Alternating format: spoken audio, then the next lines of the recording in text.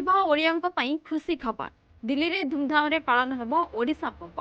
ବଡ଼ ଘୋଷଣା କରିଛନ୍ତି ଦିଲ୍ଲୀ ମୁଖ୍ୟମନ୍ତ୍ରୀ ରେଖା ଗୁପ୍ତା। ଓଡ଼ିଆଙ୍କୁ ଉତ୍କଳ ଦିବସର ଶୁଭେଚ୍ଛା ଜଣାଇଛନ୍ତି ରେଖା ଗୁପ୍ତା।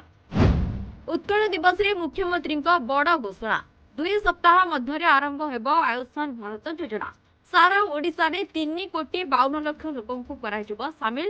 ଦେଶ ସାରା 29,000 ମେଡିକାଲରେ ମିଳିବ ସ୍ୱାସ୍ଥ୍ୟ ସେବା।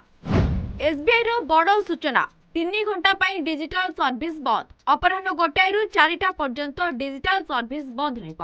ୟୁପିଆଇ ଲାଇଟ୍ ଓ ଏଟିଏମ୍ ବ୍ୟବହାର ପାଇଁ ଏସ୍ବିଆଇ ଦେଇଛି ପରାମର୍ଶ। ବାର୍ଷିକ ସମାପନ କାର୍ଯ୍ୟ ପାଇଁ ଡିଜିଟାଲ ସର୍ଭିସ ବନ୍ଦ ରହିବ। ଆଜିଠୁ ବଦଳିପାରେ ପାଣିପାଗର ମିଜାଜ।